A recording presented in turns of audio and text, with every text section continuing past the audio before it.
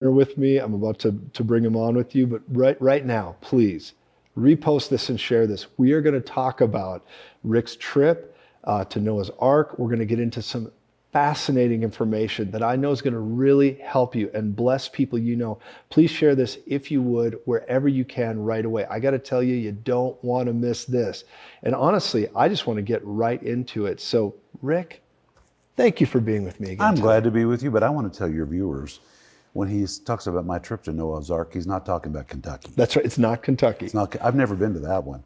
I've been to the real one, and it really is in the lower mountains of Ararat. Yes, I've always been so intrigued by Noah's Ark, the whole story. I've done all my own research on it, and you and I had a discussion, and I felt the Spirit of the Lord saying, "This is it." And Rick, I just want to thank you for not only your journalism style of discovery, but then tying it together with the Bible. And I just want to get into this today. I want to look at it and walk through it. So, well, the reason that I began this study is because Jesus says in Matthew 24:37, as it was in the days of Noah, and the Greek means exactly as it was in the days of Noah. Exactly.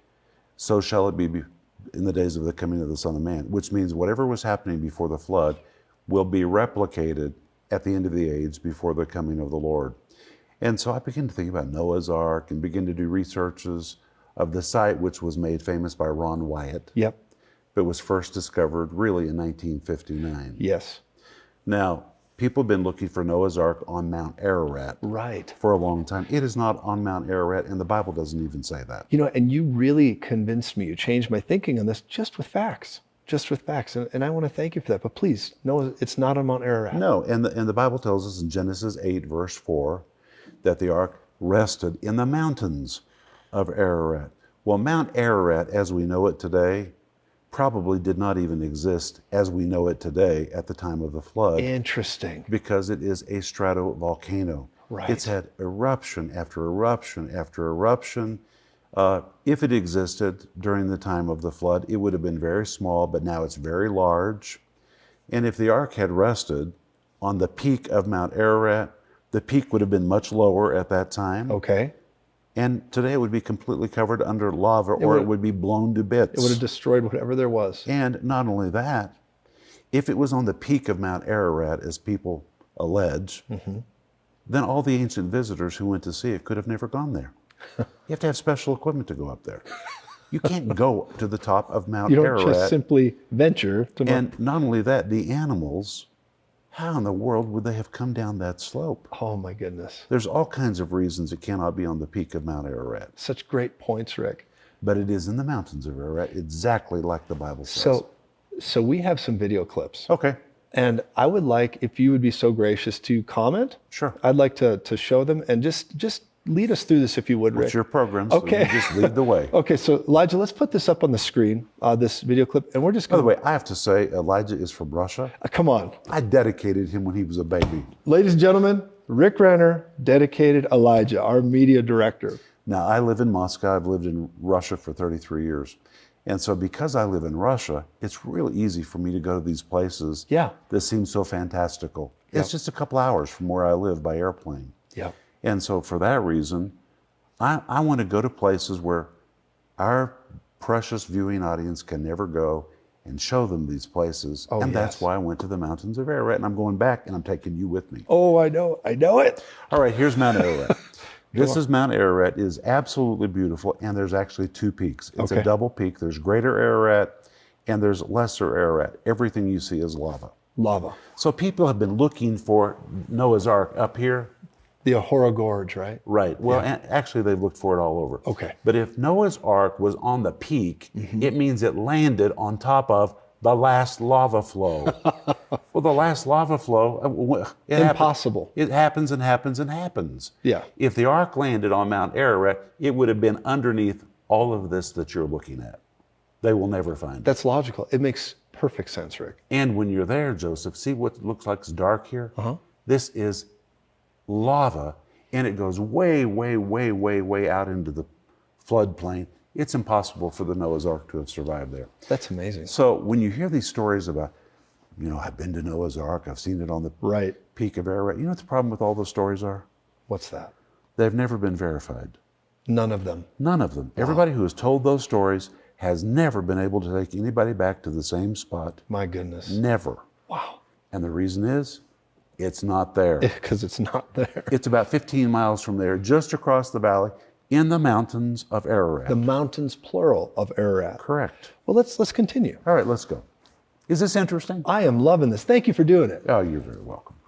By the way, all this video was taken by my team. That's right. the ruins of Noah's Ark. Stop that.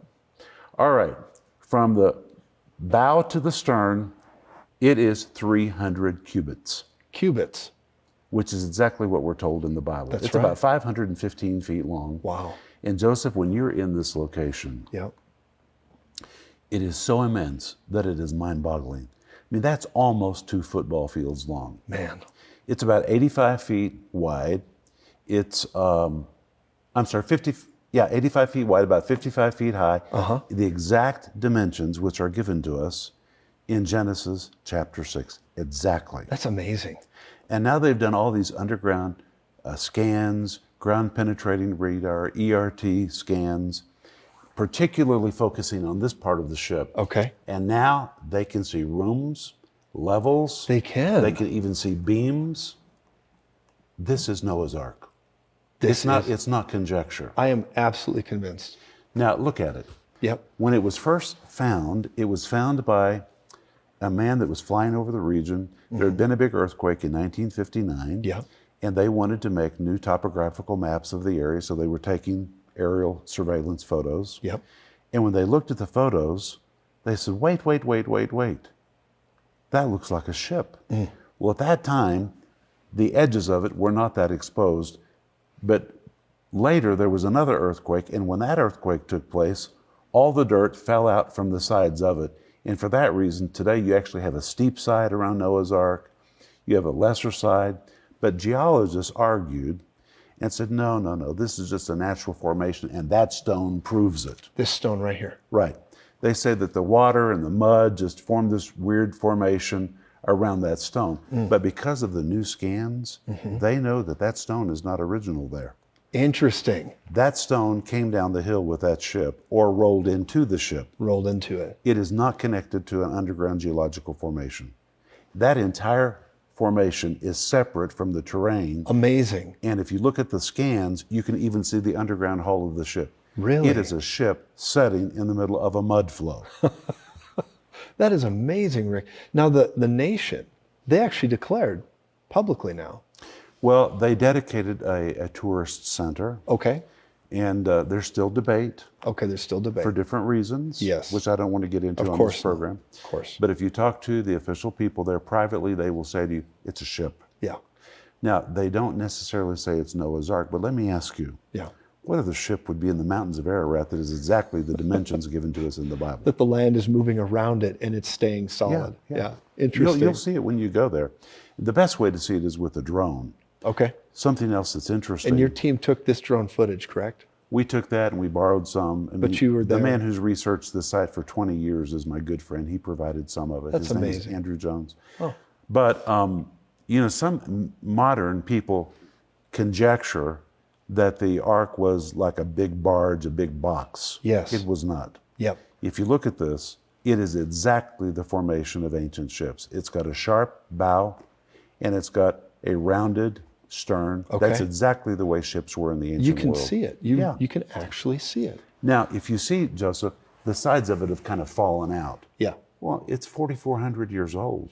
Of course. I mean, it's had a little time to deteriorate. Of course. But now, because of the underground scans, they have found a center corridor. Okay. They found all these rooms, all these levels. They found the beams in the bottom structure of the ship. And they know now that this was like where there's a hump in the middle, probably was like a kind of an atrium on the top of the ship. Rick, now I don't want to get too far ahead of things, but I'll tell you, I've seen some of the graphic designs you're putting together Right. They're beautiful. that you'll begin to share with everybody in the very near future. That's going to be in my new book. That's right. And it's going to be, you guys, it's going to be awesome. You got to be looking for that. Now, what's amazing is this is a mud flow, and it is mud from the flood. And I'm telling you, The flood. it is still mud. Wow. And every spring when the snow melts, these gullies change. Everything around it moves except this. Except this structure. It just sits there like a ship floating in mud. Let's go on. Let's keep going. This is kind of fun. Rick, I'm enjoying this. Thank you for doing it. So here, this is very important. This shows, keep going. This is the bow of the ship. Stop. And if you look at this, this is probably the ribs which are still sticking up from the side of the ship. Now, in 1959, when the photograph was first taken, the ground around it was even with the ship. Okay. But because of multiple earthquakes, it's fallen away. Okay. And when it fell away, shepherds began grazing their sheep all over this. And they've Really? been walking up the sides here and here. I and see. because of that, they've destroyed this part of it and this part They of made it. a path, basically. But there's something else important, Joseph. Okay. See this cliff right here? I do. This double-peaked cliff? I see it. It's right on the border of Iran. That is described in the Epic of Gilgamesh. The Epic of Gilgamesh. Now, somebody might say, what is the Epic of Gilgamesh? My goodness. The Epic of Gilgamesh is the oldest document in the world Yep. that describes the flood. That's amazing. And in the story, Gilgamesh was a king, and we now know that he really was a king. And because the Euphrates River is drying up, they have recently come across his grave. Isn't that amazing? That's amazing, And right? he went on a big trip, and on his trip, he wanted to go to the place where the Ark took place and see the whole thing. And he came to this place and wrote about it, and he described this location. Now that is just outstanding. It's in the Epic of Gilgamesh, Right here. right here. Now, the Epic of Gilgamesh is not biblical, No. but it's older than the Bible. It's older than the Bible. And it I mean, just there are lots of documents older than the Bible. it just talks about history. Just tells history, Yep. tells about a man's experience. That's right. Went to see the builder of the Ark and went to see the Ark and the remains. Here it is. Yep. And there's something else. All right, Elijah, let's go forward just a little bit more. All right, stop. Joseph, point to that little mountain up on your side of the screen. Here? See that? Yes, I do. That is Iran. This is Iran. That's Iran. Okay. That is where the Ark landed. Right here. Yes, and guess what it's called? The ancient name of that place is called the place of the landing. This is called, there's a structure or something up there. Well, that's a guard post for okay. Iran. Okay. But that slope is called the place of the landing. Some ancient documents referred to it as the place of the descent. So, okay. So that's where the Ark first landed. Well, how did it get from there to here? That's what I was going to ask. It's a good question. How did it get It's a mud flow. So over 4,400 years or so, it has moved down the side of the mountain, but because of that big rock in the middle of it that In the either side? it probably rolled into it or it might have even come down with the Ark, it has held it in this place. Like an anchor inside that. So when you go to the top of the mountain there, and hopefully I'll take you there, you can see a big hollowed out place in the ground, and you can see where this ship first landed.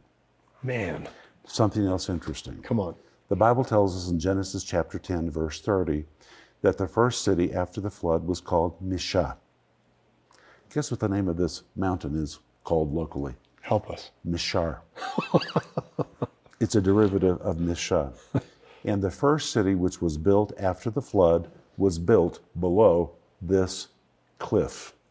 And at that very location, there are ancient ruins that date back thousands of years. It's very difficult to go there because of its proximity to Iran. Okay. But scholars believe that Noah and his sons took materials from the Ark and built this location, which would have been easier for them to access when the Ark was a little higher up the hill. Wow. But they built here in the shadow of the cliff because it was a place of protection, and that's where the first city was built.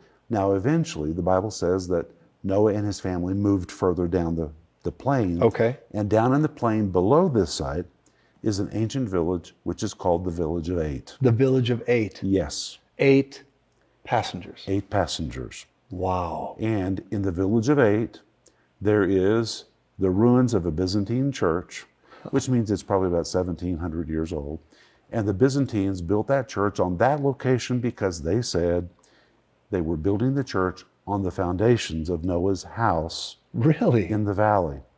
Well, some people say, oh yeah, but Noah lived in a tent. Oh, really? Do you really think so? The Bible says Noah lived for 350 years Yeah. after the flood. Yeah. Well, in Genesis chapter 9, it talks about Ham coming into his tent. Right. The word tent just means a place of residence. Interesting. Noah did not live in a tent for 350 years. He had a house. Doesn't even come from a structure like this and live in a tent. That's great. But there's something else about this structure. Of course. Of course he didn't. God gave Noah technology Yeah. beyond what we have imagined. Interesting, Rick. Gopher wood is probably a laminated kind of wood, which is technologically difficult to produce, but it holds out water. God really gave him everything he needed. Because the Bible said, build it out of gopher wood. Gopher, and nobody knows what it is. Interesting. Now we know it's probably a laminated kind of wood. Wow. And on this side of the ark, this is very steep. Okay.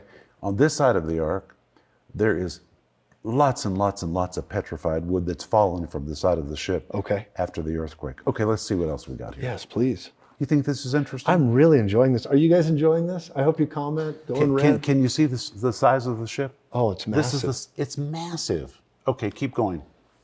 And you stood there. Been all over it. So here it is.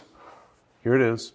And this is the cliffs described by the Epic of Gilgamesh and the first ruins Look at of the that. first civilization. It's all there.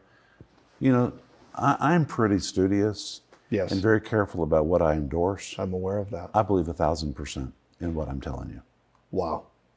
Wow. Well, This is the Ark. it is the Ark. Now, people who say that it's on Mount Ararat don't want to say that because they've spent fortunes and written books, even made movies about looking for the Ark on Mount Ararat. Yep. There's going to have to be a lot of saying we were wrong. Yes. But this is it. Yeah, and I, without saying names or anything, I ran into an individual who toured the actual Mount Ararat several times. He looked right at me privately and said, "It's not there. It's not there. It's not there. It cannot be there. It cannot be there." But then here you are looking at this, and the proof just keeps stacking up. The proof now is almost irrefutable. Yeah. The scientific evidence, the scans, I mean, it's just piling on top of each other to totally debunk any skeptics. Amazing, Rick. Okay, what else do we got? Yeah, here? let's keep watching. By the way, this is really rugged.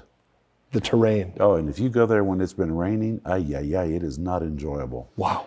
This is the top of the Ark. This is the bottom. This is the stern. Okay. This is the big rock in the side that goes up to the bow. Yeah. And this shows some of the underground scans. They're kind of hard to read unless Sure. you have somebody to interpret them for you. But this is them scanning. Uh-huh. Okay. Let's keep going. Here's some of the scans. Stop that for a Look minute. at that. Do you see these lines? I do. See these right angles? Yes. That's not found in nature. Yeah. Look at these right angles. My goodness. These are rooms, these are compartments. Keep going. So there you have the bow of the ship again. And there you have just a view of Greater Ararat and Lesser Ararat. And here again you have the Ark, Wonderful. the ruins of the Ark with the mountain above it. I think it's amazing. Rick, it is amazing. And your team and you went there. And, you know, Can you see how rugged that is? oh, it looks very rugged. I can't imagine being there. But, And I know you're from Colorado Springs. oh, yeah. But I'm going to tell you, you feel the altitude here. Do you okay, really? stop that.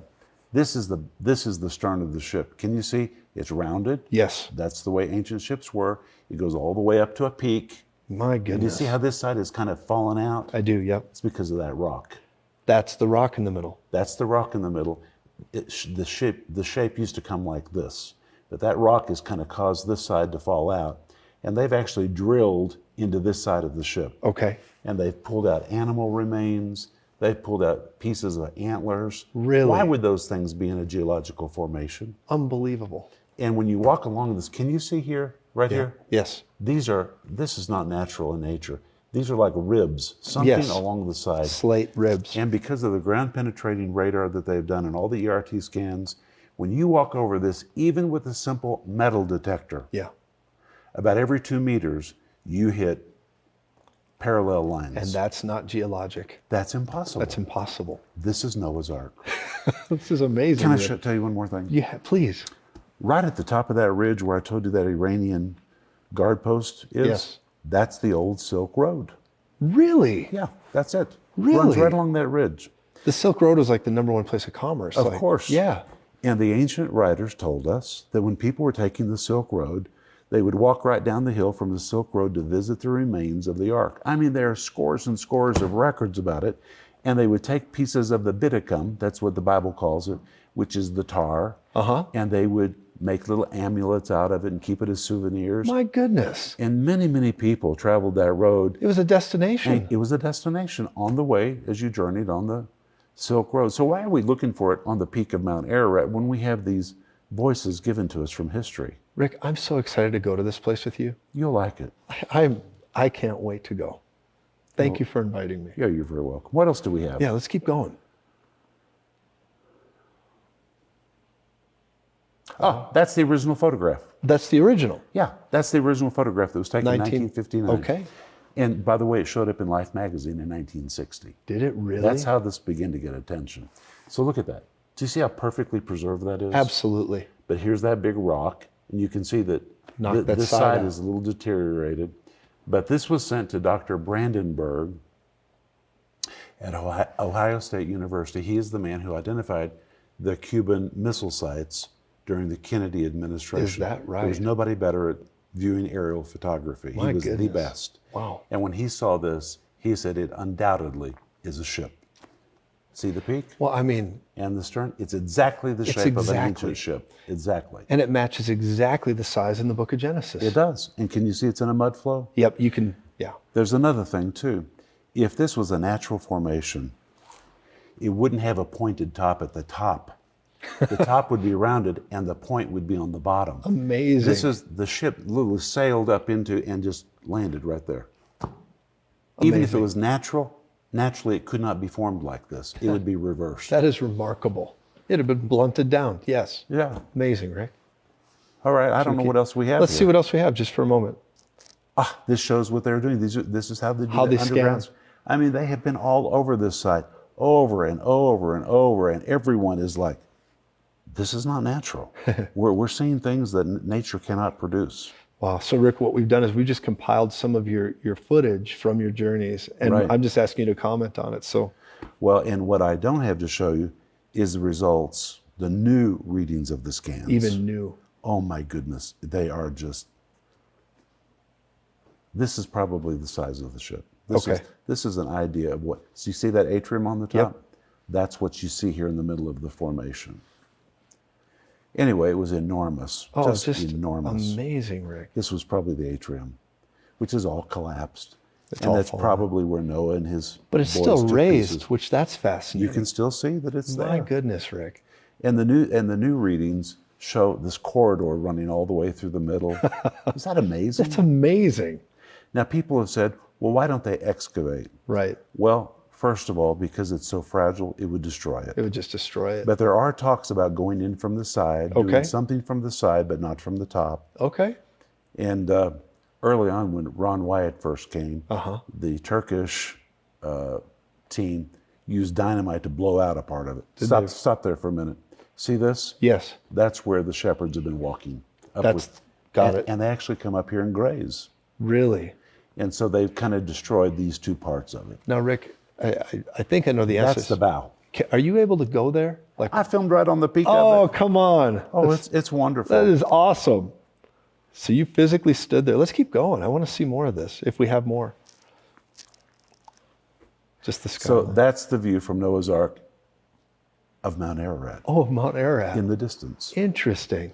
And the village of Ada is right over here. It's in the valley down below. I hadn't realized how close to the Iran border this was. Oh, it's right on the border. Fascinating. It's right on the border. Let's see a little bit more, Elijah. I wanted to see what else we have.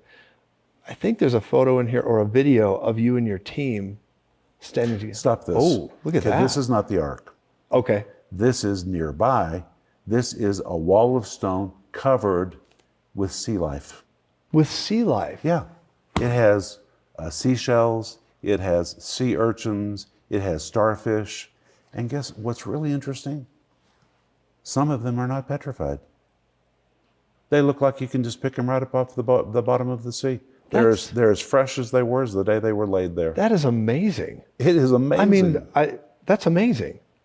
They look like they were just laid there and they've just dried out. Wow. They've been laying there for 4,400 years. Wow. Okay, let's see what else we got here. That's just right around the corner from the Ark. Right around the corner. And that's Mount Ararat. And then you'll see Lesser Ararat. Lesser Ararat. Uh-huh. Genesis The ark 8:4. rested upon the mountains of Ararat. Come on. All right, that's enough. That's enough. What do you Okay. think about that? I like it. Rick, I am so intrigued by Noah's Ark and then you discovering the truth of it. And I just want to thank you for walking us through some of that. And to be really honest, I'm really excited to go there with you.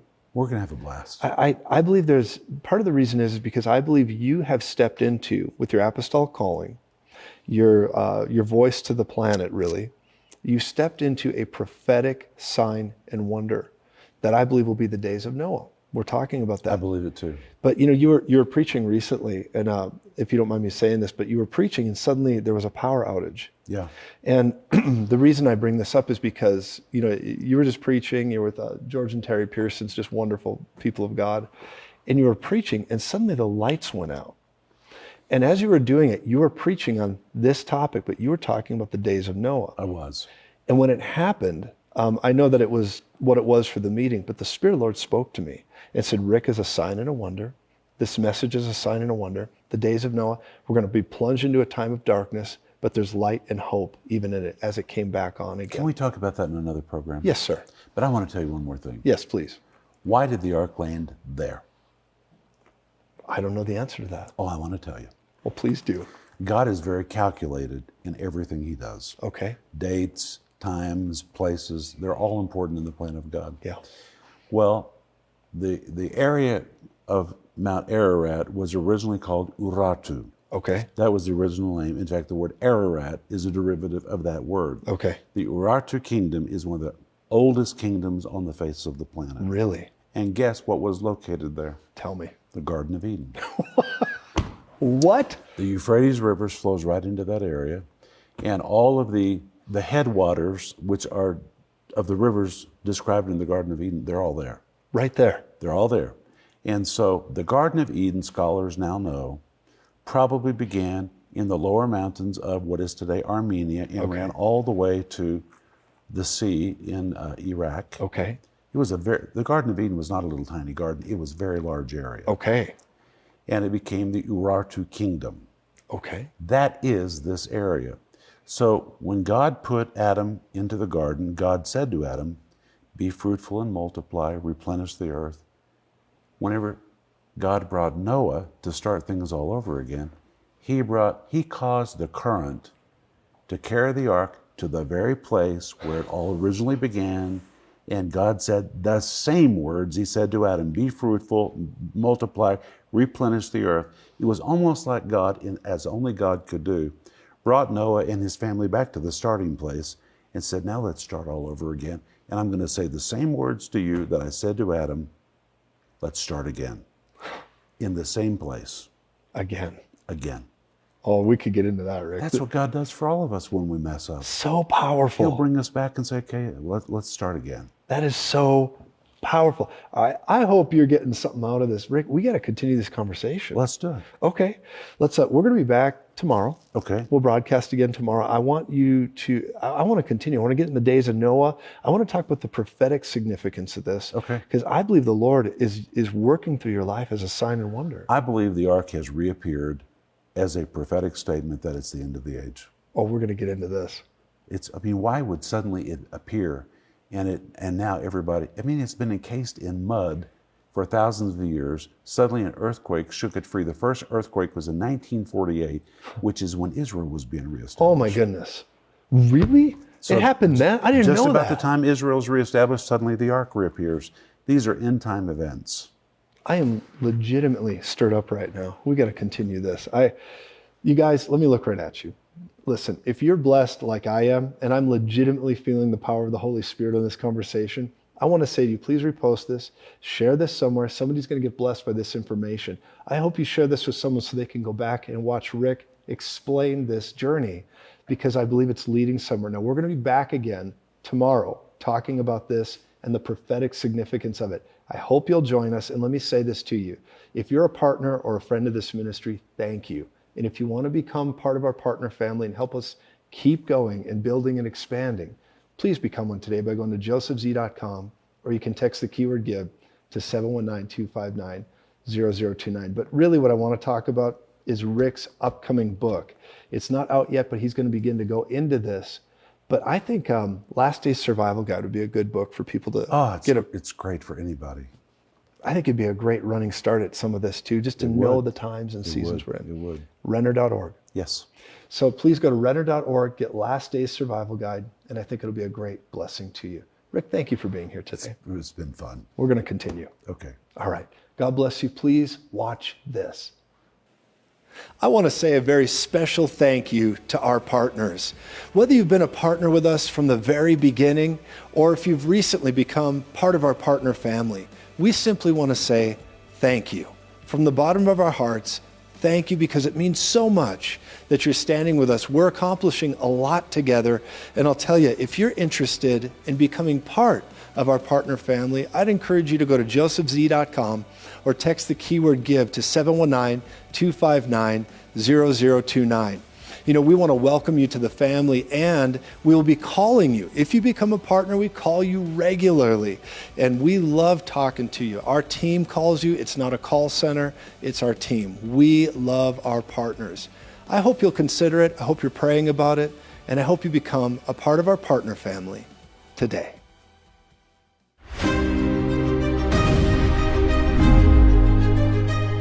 Have you noticed the collision of good and evil, light versus darkness? It's happening every day right in front of us. I'm Joseph Z, and I just wrote this book, Breaking Hell's Economy. It's a prophetic book dealing with this exact issue. What we're facing right now is a collision of kingdoms. It's the kingdom of darkness versus God's kingdom. It's the kingdom of light versus the gates of hell.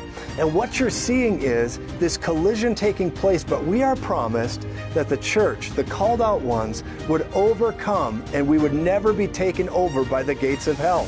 In the times we're living in, you can see incredible, outstanding breakthrough in every area of your life. Much like the children of Israel that went through the darkness and shined as a light in Goshen in the middle of difficulty. This book is a prophetic book for you and your family to thrive in the middle of difficult times. You know, there's nothing new under the sun, and that's what we're seeing over and over again, is this challenge. You've seen the Great Depression back in the 20s and 30s. You've seen wars and world wars and many things that have come against society, and this pattern repeats itself. And I'm here to tell you today, even Jesus dealt with the same issue that we're facing today when he was a child. Many people have been through this before, and the outcome determines what you believe. What you believe and what you know will bring a great outcome for you. And this book is a prophetic book that will help you navigate and break out of this present evil age. Get ready to be the light in darkness. Get ready to be the light in Goshen that God has called you to be. Breaking Hell's Economy is for you. I encourage you to order your copy today.